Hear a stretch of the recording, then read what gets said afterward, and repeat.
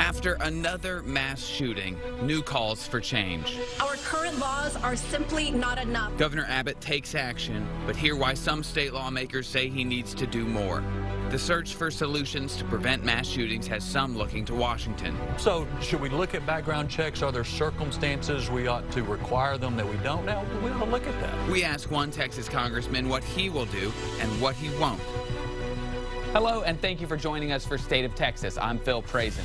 Governor Abbott promised action this week. He issued 8 executive orders aimed at preventing mass shootings. This comes less than a week after 7 people were killed in a mass shooting in Odessa. None of the directives mention guns. The focus is on how to better train law enforcement and the public to identify potential shooters. The orders also call for increased staffing at fusion centers where local, state, and federal law enforcement share information and respond to suspicious activity reports. They'll also be monitoring and analyzing social media and online forums for potential threats. Republican state leaders also appointed members to 2 select committees to study ways to prevent mass violence. But Texas Democrats say the state needs action and they want an emergency special session to do it. This morning, a letter was delivered to Governor Abbott calling on him to initiate an emergency special session. More than 60 Texas House Democrats sent this letter to Governor Greg Abbott.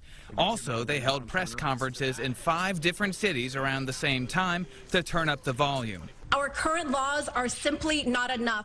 The governor has the power to call all of us back for a single focused special session on this issue. They have 5 policy proposals. Among them, add background checks to more gun sales, require stolen guns to be reported to police faster, and ban the sale of magazines holding more than 15 rounds of ammunition. The state currently has 2 select committees on mass violence, a domestic terrorism task force, and a Texas Safety Commission in hopes of getting to a consensus. The House Democrats say enough studying. They want to change laws, and they want Abbott to call Republicans back to do it. You know who can build a consensus is the governor. If the governor speaks up and says that he will get behind certain legislation, we will have a consensus. Abbott so far has been hesitant for fear of a partisan fight in an election cycle. In Washington, D.C., everybody runs to their corners and they start carping, and they get nothing done.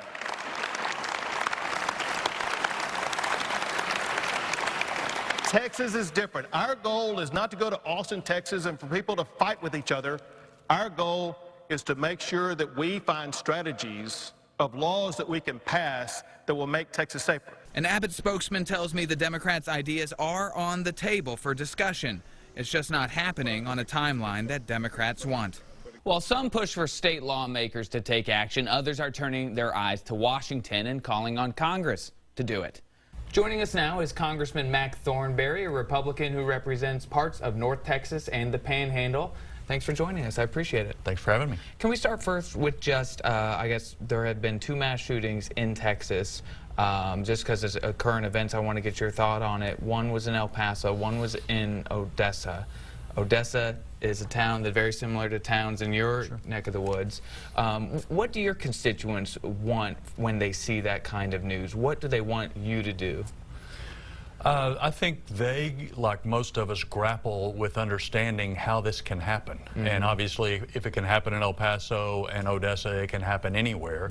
And so they grapple for meaning. What is happening here? Why is this? And can we do something to stop it? And I think we're all grappling for those answers. I think simplistic sort of, oh, let me just pass this bill and it'll all stop. Obviously, that's not true. And my constituents know it's not that simple. There are deeper issues involved here.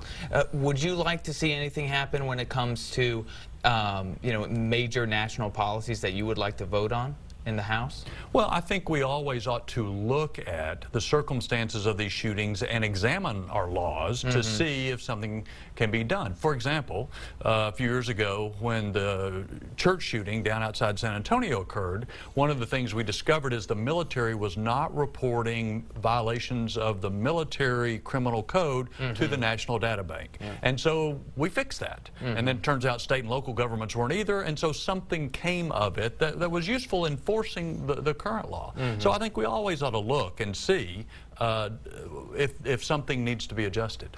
Something that people point out to on this issue is that The shooter in Odessa got the gun from a private sale, went through a background check at a gun store, was flagged, was not able to purchase it there, was able to do one of these person-to-person sales, private sales, without a background check. There's talk about closing that and requiring background checks on those private sales. Is that something that you would support? I think we need to learn more about this private sale, because there's also some indication that somebody assembled this gun illegally and sold it to him, so you already had violations of the law before the sale ever took place. So should we look at background checks? Are there circumstances we ought to require them that we don't now? Well, we ought to look at that. At the same time, if I loan my shotgun to my brother to go quail hunting, I don't think a background check is appropriate for that circumstance. So that's why you need to look at the details of these things. And you're in Austin this week to talk about the military. Can you tell us a little bit about what brings you to Austin? What's kind of the message you want the meeting to go across? Sure. Well, my only committee assignment in Washington is Armed Services Committee. I was chairman for 4 years, now the top Republican. There's exciting things happening here. Army Futures Command in Austin.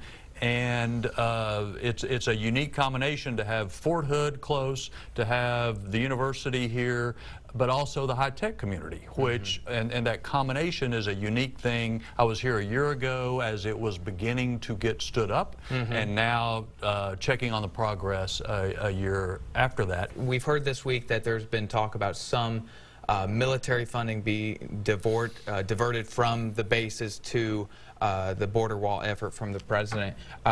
Should we be concerned about that if you live in one of these cities with a big military base? Well, we should all be concerned about it regardless of where you live, because we expect the men and women who serve in the military to defend us, and they expect to be given what they need to do the job we ask them to do. And sometimes that's schools to educate their kids, and hangars so that they can fix their planes, and all sorts of facilities. So my view is we ought to fully fund military needs on its own, and we also ought to fully fund border security needs on our own. We shouldn't have to choose one or the other. Last question from me, though, just because with also news of this week is Congressman Bill Flores announced that he was not going to run again. Are you going to be back next time? Are you going to run again? Oh, I don't know. I'll have a final decision and announcement on that before too long. But I think people should not make too much of the fact that folks who have been in a while or have put limits on themselves, how long they would live, how long they would serve, have decided to do something else. They may well be replaced by somebody with a lot of added skills and perspectives that'll be good for the party and the country. And it's, you know, I was listening to Congressman Mike Conway about that, and it's just a different environment being out of power. I mean, like being with the Democrats in control, you can only do so many things that probably interest you. Yeah. Well, but both, yeah, a number of us in Texas have had been very fortunate. I think Texas had more committee chairmen at one time than any state ever has in the country's history. So to some extent, there's a natural ebb and flow to this thing. A fair number of people were elected, stayed a long time, being committee and subcommittee chairman, and then there's a natural change to that. So again, I don't think that anybody should make too much of it, either from a partisan level or what that says about Congress. And for the Congressman Thornberry fans out there, when should we look to see a decision coming from you? It's got to be pretty soon, I think, because yeah, Texas filing starts in November, and so I think everybody in the delegation will have to make their final decisions before too long. All right. Well, hey, thank you so much. I appreciate your time. You're welcome. Safety improvements cost money, and schools don't always have the cash, but hear why one Texas congressman may have a solution. Texas shapes up as a huge battleground in 2020, and it sets up a huge fight over redistricting, how the results could go well beyond the next election.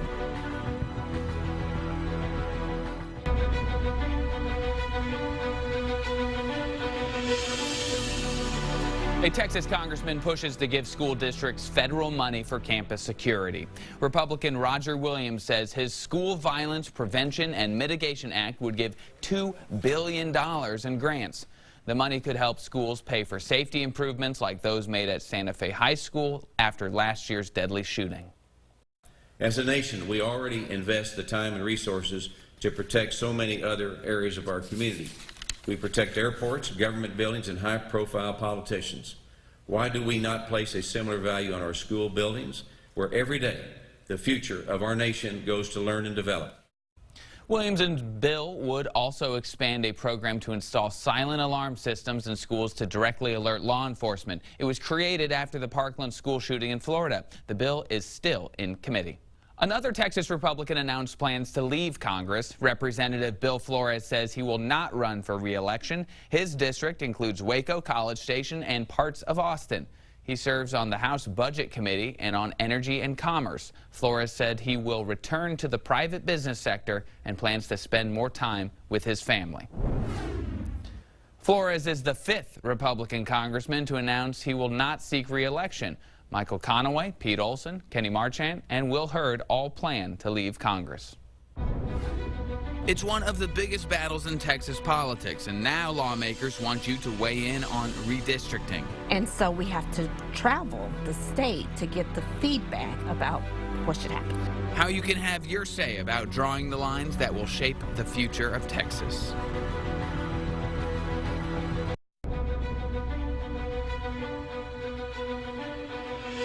Texas is shaping up to be a huge battleground state in 2020, and I want to show you why this time the stakes are much higher. This will not be a normal election, and I know you hear that all the time, every election, from everybody, but the November 2020 elections really will decide who you vote for the next 10 years. And for the first time in a long time, Democrats can establish a beachhead in state government.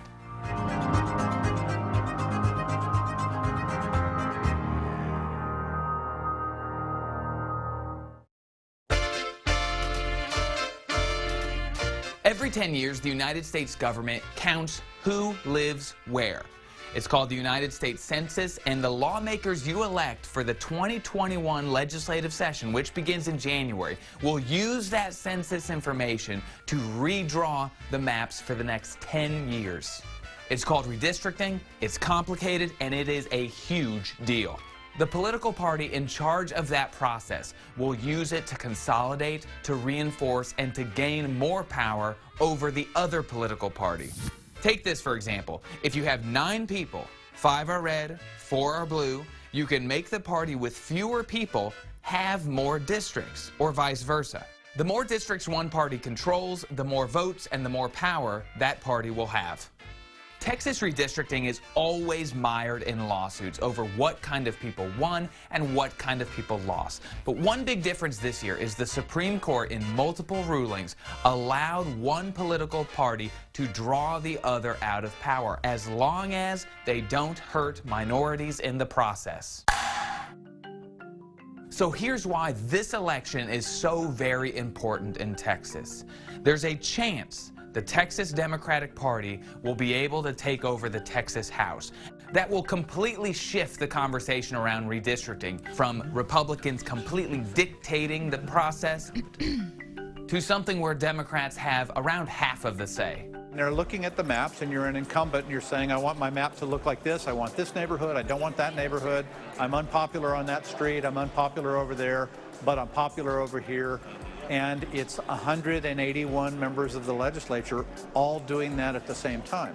So it's a food fight. Ross Ramsey, the executive editor of the Texas Tribune, says Texas hasn't been this close politically since around 2008. So the national parties are going to be playing in Texas and even in state house elections in a way that they don't normally do. So you may see more money and more mail in your mailbox and more stuff on your TV screen. And this is one reason why Texas is a major national battleground. Democrats flipped 12 seats in 2018, and now they're only 9 seats away from taking the Texas House away from Republicans.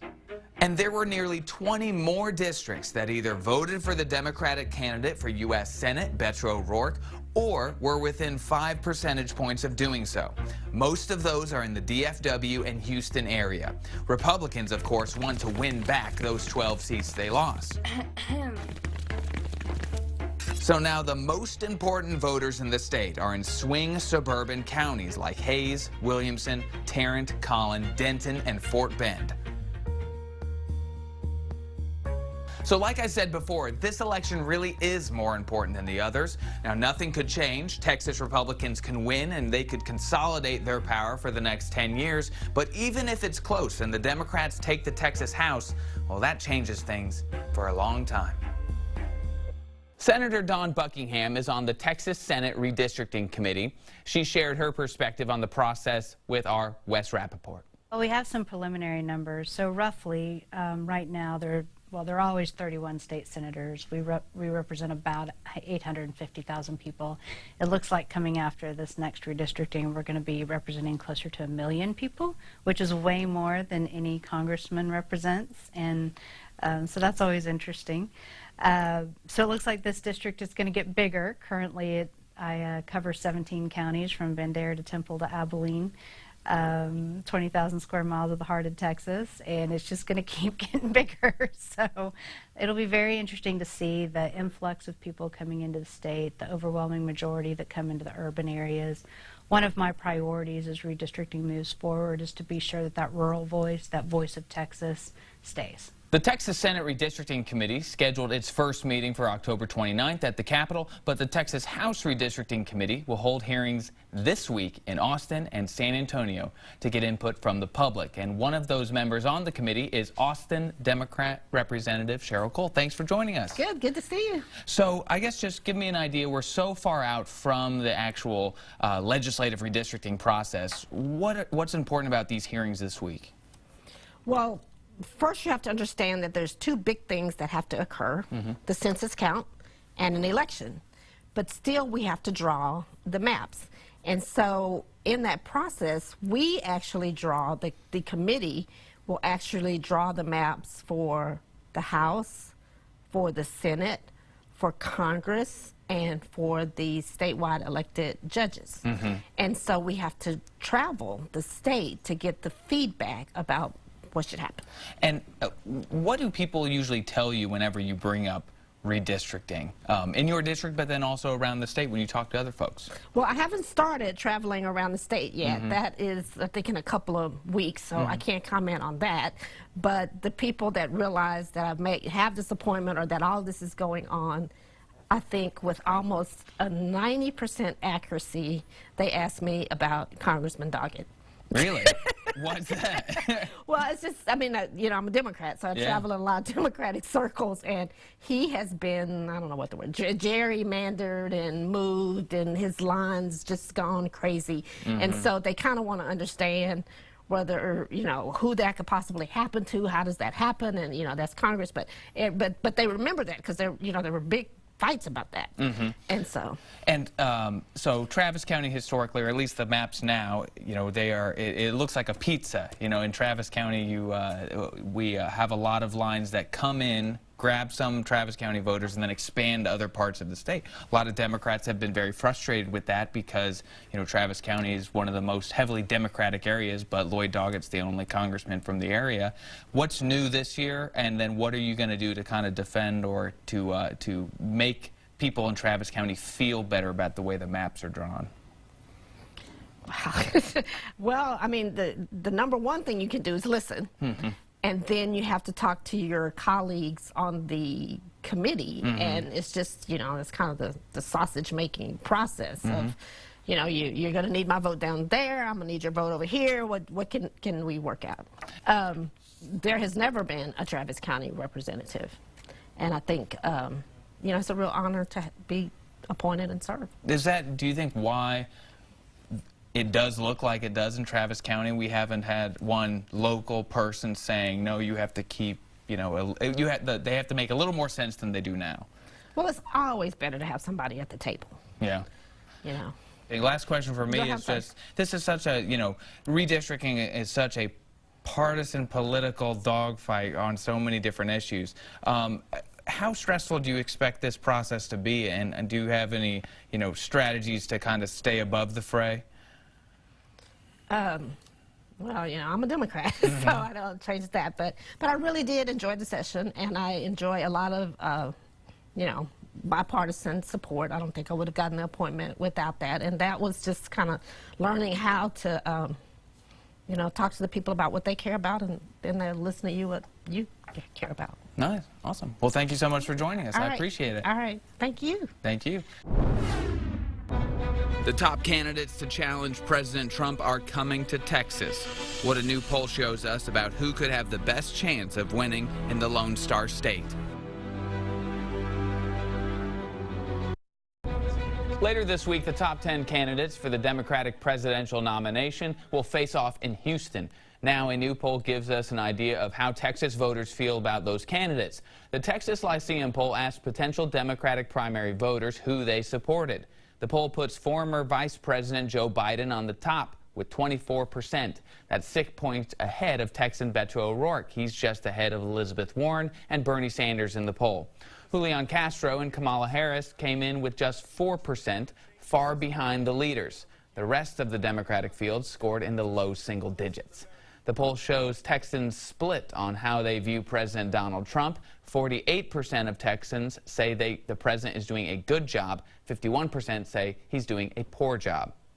Thank you again for joining us for State of Texas. I'm Phil Prazin. We'll be back next week to bring you an in-depth look at Texas politics.